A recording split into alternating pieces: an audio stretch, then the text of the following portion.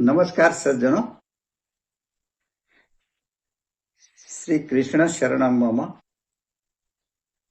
શ્રીમદ ભગવદ્ ગીતા અધ્યાય 18 મોક્ષ સંન્યાસ યોગ. અર્જુન બોલ્યો, હે મહાબાહો, હે ઇન્દ્રિયોને વશમાં રાખનારા, હે કેશી દૈત્યનો નાશ કરનારા, હું સંન્યાસનું તથા ત્યાગનું તત્વ અલગ અલગ જાણવા ઈચ્છું છું. શ્રી ભગવાન બોલ્યા, ફળની ઈચ્છાથી કરાતા કર્મોના ત્યાગને જ્ઞાનીઓ સંન્યાસ કહે છે, અને સર્વ કર્મોના ફળના ત્યાગને વિવેકીઓ ત્યાગ કહે છે. કેટલાક વિદ્વાનો કહે છે કે કર્મ માત્ર દોષયુક્ત છે, માટે તેમને છોડી દેવા જ યોગ્ય છે. અને બીજા કેટલાક કહે છે કે યજ્ઞ, દાન અને તપરૂપ કર્મોનો ત્યાગ કરવો યોગ્ય નથી. હે ભરત શ્રેષ્ઠ, તું સંન્યાસ અને ત્યાગ આ બંનેમાંથી પહેલા ત્યાગના વિશે મારો નિશ્ચય સાંભળ. કેમ કે હે પુરુષ શ્રેષ્ઠ, ત્યાગને 3 પ્રકારનો કહેલો છે. યજ્ઞ, દાન અને તપરૂપ કર્મોનો ત્યાગ કરવો યોગ્ય નથી, પણ એ તો કરવા જ યોગ્ય છે. કેમ કે યજ્ઞ, દાન અને તપ બુદ્ધિમાન નિષ્કામ મનુષ્યોને પવિત્ર કરનારા છે. પરંતુ હે પાર્થ, આ કર્મો પણ આસક્તિ અને ફળની ઈચ્છા છોડીને જ કરવા જોઈએ, એવો મારો નિશ્ચિત કરેલો મત છે. પરંતુ નિયત કર્મોનો ત્યાગ કરવો કદી પણ ઉચિત નથી, કેમ કે એ તો આપણું કર્તવ્ય છે. છતાં તેમનો મોહપૂર્વક ત્યાગ કરીએ તો તેને તામસ ત્યાગ કરેલો કહેવાય છે. જે કંઈ કર્મ છે તે દુઃખરૂપ છે એમ સમજીને જે કર્મોનો શારીરિક કષ્ટના ભયથી છોડી દેવાય છે તે રાજસ ત્યાગ છે. આવો ત્યાગ કરનારને ત્યાગનું ફળ પ્રાપ્ત થતું નથી. હે અર્જુન, કર્તવ્ય તરીકે નિયત થયેલું જે કર્મ પોતાના ધર્મ સમજીને આસક્તિ અને ફળની ઈચ્છાનો ત્યાગ કરીને કરાય છે તે ત્યાગ સાત્વિક મનાયો છે. આવો સાત્વિક ત્યાગી બુદ્ધિમાન અને સંશય રહિત હોય, દુઃખદ મુશ્કેલ કામોનો દ્વેષ કરતો નથી અને સુખદ સરળ કર્મોમાં આસક્ત થઈ જતો નથી. દેહધારી દ્વારા સંપૂર્ણ રીતે કર્મોનો ત્યાગ કરવો શક્ય નથી. તેથી જે કર્મફળનો ત્યાગ કરીને વર્તે છે તે જ ખરો ત્યાગી છે એમ કહેવાય છે. ઇષ્ટફળ, અનિષ્ટફળ અને મિશ્ર ફળ, આ 3 પ્રકારનું કર્મોનું ફળ હોય છે. કામનાવાળા મનુષ્યોને મરણ પછી બીજા જન્મમાં તે ફળ પ્રાપ્ત થાય છે, પરંતુ કર્મફળનો ત્યાગ કરીને કર્મ કરનારા સંન્યાસીઓને તે ફળ કદાપી પ્રાપ્ત થતું નથી. હે મહાબાહો, સાંખ્ય શાસ્ત્રમાં કર્મ સંબંધી નિર્ણયને અંતે સમસ્ત કર્મોની સિદ્ધિને માટે આ 5 કારણો કહ્યા છે, તે તું મારી પાસેથી સમજી લે. આમાં કર્મોની સિદ્ધિના દેશકાળ તથા કરતા અને જુદા જુદા સાધનો તેમજ જુદી જુદી ક્રિયાઓ અને 5મું દૈવ સંસ્કાર છે. શરીર, મન અને વાણીથી મનુષ્ય જે કંઈ સારું અથવા ખોટું કર્મ કરે છે તેમાં આ 5 કારણો હોય છે. પરંતુ આમ કર્મ સિદ્ધિના 5 કારણો હોવા છતાં પણ જે મનુષ્ય અશુદ્ધ બુદ્ધિને લીધે કેવળ પોતાને એકલાને જ કર્મોનો કરતા માને છે તે અજ્ઞાની યથાર્થ સમજતો નથી. જેને કર્મોમાં હું જ કરતા છું એવો અહંકાર ભાવ નથી અને જેની બુદ્ધિ ફળની લાલસાથી લેપાતી નથી, તે આ બધા કર્મોને બધા લોકોને મારી નાખે તો પણ વાસ્તવમાં તે ન મારે છે કે ન કર્મબંધનમાં બંધાય છે. જ્ઞાન, જ્ઞેય અને જ્ઞાતા. જ્ઞાન જાણવાની વસ્તુ અને જાણનાર, આ 3 કર્મના પ્રેરક છે. તથા કરણ, ક્રિયા અને કર્તા, આ 3 ભેગા થવાથી કર્મ બને છે. સાંખ્ય શાસ્ત્રમાં જ્ઞાન, કર્મ અને કર્તાને પણ પ્રકૃતિના ગુણોના ભેદ પ્રમાણે 3 પ્રકારના કહેલા છે. તેમને પણ તું યથાર્થ રૂપથી સાંભળ. જે જ્ઞાનથી મનુષ્ય જુદા જુદા દેખાતા સર્વભૂતોમાં એકરૂપે રહેલા અવિનાશી ભાવને જોઈ શકે છે તે જ્ઞાનને તું સાત્વિક જાણ. અને જે જ્ઞાનથી મનુષ્ય જુદા જુદા દેખાતા સર્વભૂતોમાં જુદા જુદા પ્રકારના અનેક ભાવોને રહેલા જોવે છે તે જ્ઞાનને તું રાજસ જ્ઞાન જાણ. પરંતુ જે જ્ઞાન એક જ કાર્યમાં તેના સ્વરૂપને સમજ્યા વિના, તેનો હેતુ વિચાર્યા વિના તેમાં પૂરેપૂરી રીતે આસક્ત થઈ જાય છે તે અલ્પ જ્ઞાનને તામસ કહેલું છે. શાસ્ત્ર વિધિથી કર્તવ્ય તરીકે નિયત થયેલું જે કર્મ રાગ દ્વેષ અને આસક્તિથી રહિત થઈને ફળની ઈચ્છા રાખ્યા વિના મનુષ્ય જે કરે છે તેને સાત્વિક કર્મ કહે છે. પરંતુ જે કર્મ હું જ કરતા છું એવા અભિમાનપૂર્વક ફળની ઈચ્છા વાળો મનુષ્ય બહુ મહેનત ઉઠાવીને કરે છે તેને રાજસ કર્મ કહ્યું છે. પરિણામ વસ્તુઓનો બગાડ, હિંસા અને પોતાના સામર્થ્યને ન દેખીને મનુષ્ય મોહથી અજ્ઞાનથી જે કર્મનો આરંભ કરે છે તે તામસ કર્મ કહેવાય છે. જે કરતા રાગ રહિત અને અહંકાર રહિત છે તથા ધૈર્ય ઉત્સાહયુક્ત છે તેમજ કાર્યની સિદ્ધિ કે અસિદ્ધિમાં નિર્વિકાર છે તે સાત્વિક કરતા કહેવાય છે.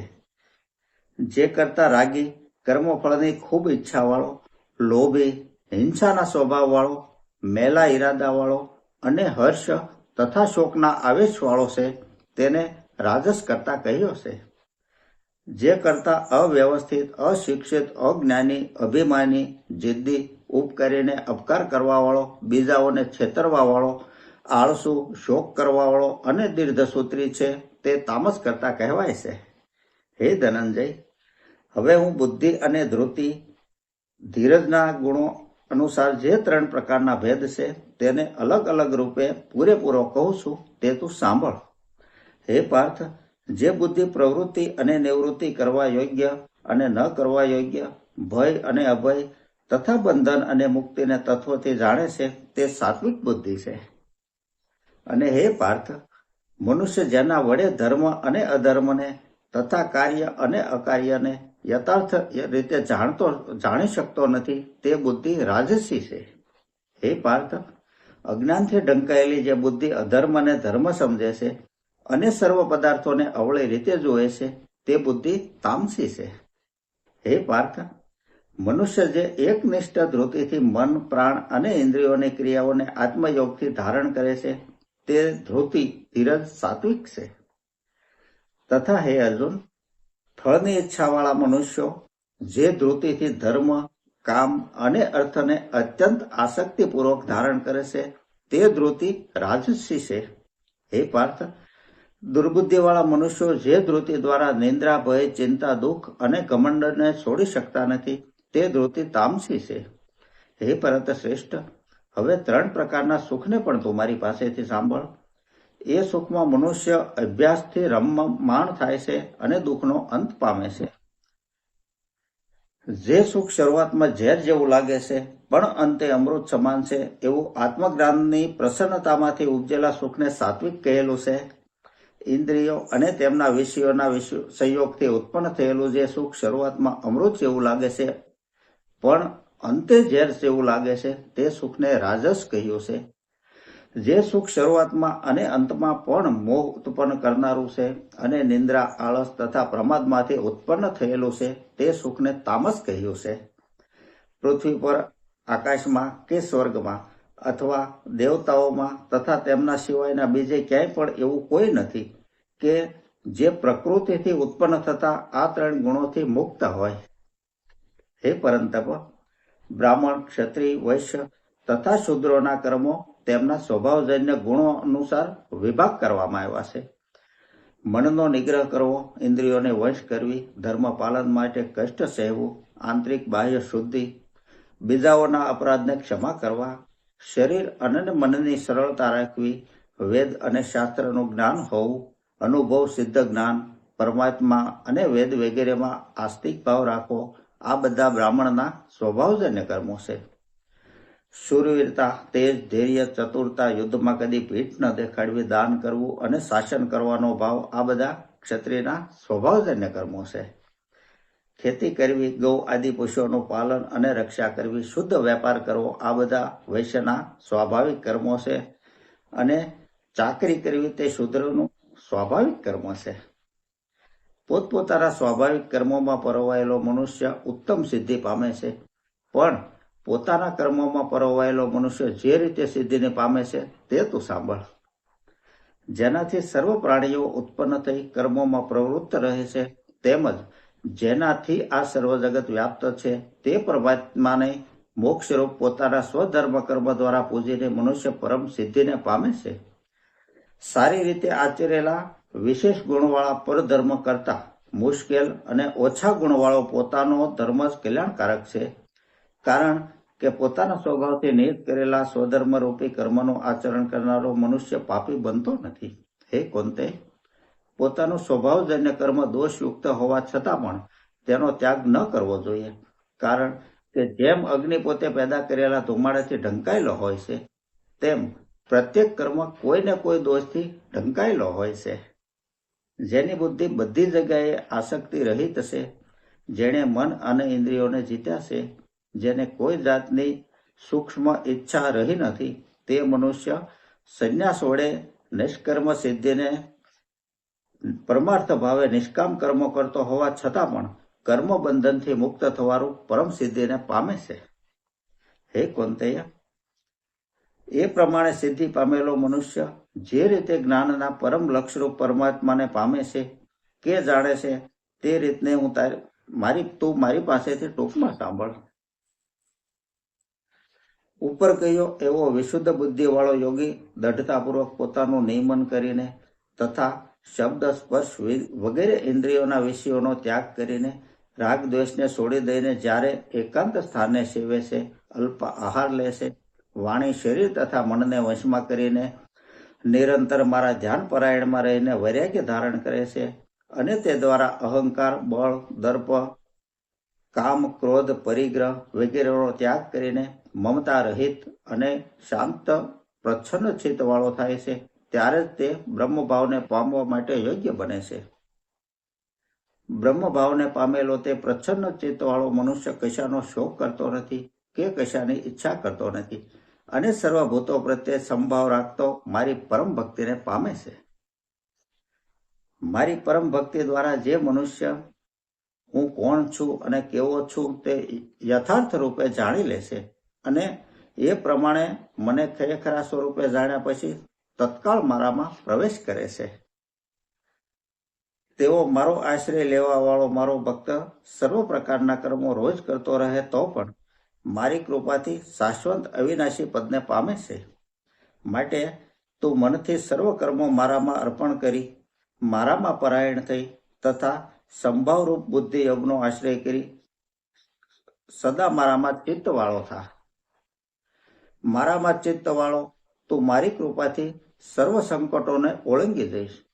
પણ જો તું અહંકારથી મારું વચન નહીં સાંભળે તો નાશ પામીશ. અહંકારનો આશ્રય લઈને જો તું એમ માને છે કે હું યુદ્ધ નહીં કરું, પણ તારો એ નિશ્ચય મિથ્યા છે. કારણ કે તારો ક્ષત્રિય સ્વભાવ જ તને યુદ્ધમાં પરાણે ચોડશે. હે કૌંતે, અત્યારે તું મોહવંશને કારણે જે કર્મને કરવા ઈચ્છતો નથી, તે કર્મને તું તારા સ્વભાવજન્ય પૂર્વ કર્મથી બંધાયેલો હોય પરવશ થઈને પણ કરીશ. હે અર્જુન, ઈશ્વર સર્વ પ્રાણીઓના હૃદયમાં રહે છે અને તે પોતાની માયા વડે સંસારરૂપી યંત્ર પર ચડેલા સર્વ પ્રાણીઓને તેઓના સ્વભાવ અનુસાર ભમાવતા રહે છે. હે ભારત, તું સર્વભાવથી તે પરમેશ્વરના શરણે છાલ્યો જા. તેની કૃપાથી તું પરમ શાંતિ અને સનાતન સ્થાન મોક્ષ પદ પામીશ. આ પ્રમાણે મેં તને ગુહ્યથી પણ ગુહ્ય શરણાગત રૂપ જ્ઞાન કહ્યું. હવે તું આના પર પૂરેપૂરો વિચાર કરીને પછી જેમ તારી ઈચ્છામાં આવે તે કર. વળી સર્વથી અત્યંત ગુહ્ય આ મારું પરમ વચન પણ તું ફરીથી સાંભળ. તું મને અત્યંત પ્રિય છે, તેથી હું તારા હિતનું કહું છું. તું મારામાં મનવાળો, મને પૂજનારો મારો ભક્ત થા અને મને નમસ્કાર કર. આમ કરવાથી તું નક્કી મને જ પામીશ. આ હું તારી સમક્ષ સત્ય પ્રતિજ્ઞા કરું છું. કેમ કે તું મને પ્રિય છે. સર્વ ધર્મો છોડીને તું એકવાર મારે શરણે આવી જા. હું તને સર્વ પાપોથી મુક્ત કરાવીશ. તું શોક ન કર. આ ગીતા જ્ઞાન તારે કદી અતપસ્વીને, અભક્તને, સાંભળવા નહીં ઈચ્છનારને તથા જે મને સામાન્ય માનવી સમજીને મારામાં દોષ દ્રષ્ટિ કરે છે તેને કહેવું નહીં. જે મનુષ્ય આ પરમ ગુહ્ય જ્ઞાન મારા ભક્તોને કહેશે તે રીતે મારી પરમ ભક્તિને જ સિદ્ધ કરી તે નિસંદેહ મને જ પામશે. કેમ કે મનુષ્યોમાં તેના સમાન બીજો કોઈ મારું પવિત્ર પ્રિય કરનાર નથી તથા આ પૃથ્વી ઉપર મને તેના સમાન બીજો કોઈ વધારે પ્રિય થનારો પણ નથી. તથા જે મનુષ્ય આપણા બંને વચ્ચે થયેલ આ ધર્મમય સંવાદનું અધ્યયન કરશે તેના વડે જ્ઞાન યજ્ઞથી હું પૂજિત થયો છું એમ હું માનું છું. તથા જે મનુષ્ય શ્રદ્ધાવાન અને દ્વેષ બુદ્ધિ રહિત થઈને ગીતાનું કેવળ શ્રવણ કરશે તે પણ પાપોથી મુક્ત થઈ પુણ્ય કર્મ કરનારાને મળનારા શુભ લોકોને પ્રાપ્ત થશે. હે પાર્થ, શું મેં કહેલો આ ઉપદેશ તે એકાગ્ર ચિત્તે સાંભળ્યો? અને હે ધનંજય, એનાથી તારો અજ્ઞાનથી ઉત્પન્ન થયેલો મોહ નાશ પામ્યો? અર્જુન બોલ્યો, હે અચ્યુત, આપની કૃપાથી મારો મોહ નાશ પામ્યો છે અને મેં મારી સ્વધર્મ્ય કર્મો આત્મજ્ઞાન આદિની સ્મૃતિ પાછી મેળવી છે. હવે હું સંશય રહિત થઈ ઊભો છું અને આપની આજ્ઞા પ્રમાણે જ કરીશ. સંજય ધૃતરાષ્ટ્રને ઉદ્દેશીને બોલ્યા, આ પ્રમાણે મહાત્મા શ્રી કૃષ્ણ અને અર્જુનનો આ રોમાંચ કરનારો અદ્ભુત સંવાદ મેં સાંભળ્યો. શ્રી વ્યાસજી ભગવાનની કૃપાથી પ્રાપ્ત થયેલ દિવ્ય દ્રષ્ટિ દ્વારા મેં આ પરમ ગુહ્ય યોગને યોગેશ્વર ભગવાન શ્રી કૃષ્ણના શ્રી મુખેથી અર્જુનને કહેવાતો પ્રત્યક્ષ સાંભળ્યો. હે ધૃતરાષ્ટ્ર, ભગવાન શ્રી કૃષ્ણ અને અર્જુનના આ પવિત્ર અને અદ્ભુત સંવાદને સંભાળીને હું વારંવાર હર્ષ પામું છું. અને હે રાજન, શ્રી હરિના તે અતિ અદ્ભુત સ્વરૂપને સંભાળીને મને મહાન આશ્ચર્ય થઈ રહ્યું છે અને હું વારંવાર હર્ષ પામું છું. જ્યાં યોગેશ્વર શ્રી કૃષ્ણ છે અને જ્યાં ગાંડીવ ધનુર્ધારી અર્જુન છે ત્યાં જ લક્ષ્મી, વિજય, ઐશ્વર્ય અને અચળ નીતિ છે એવો મારો મત છે. ઇતિ શ્રીમદ ભગવદ્ ગીતા શુકનિષત્સુ બ્રહ્મ વિદ્યાયા યોગ શાસ્ત્રે શ્રી કૃષ્ણાર્જુન સંવાદે મોક્ષ સંન્યાસ યોગો નામ અષ્ટાદશોધ્યાય. શ્રી કૃષ્ણ શરણમ મમ. સજ્જનો, શ્રીમદ ભગવદ્ ગીતાનો 18મો અધ્યાય અહીં સમાપ્ત થાય છે. જો આપને અધ્યાય 18મો પસંદ આવ્યો હોય તો લાઈક કરી મારી ચેનલને સબસ્ક્રાઈબ કરજો. હવે પછી મળશું કોઈ આવા જ ઉત્તમ વિડીયોમાં. ત્યાં સુધી રજા આપશો. નમસ્કાર.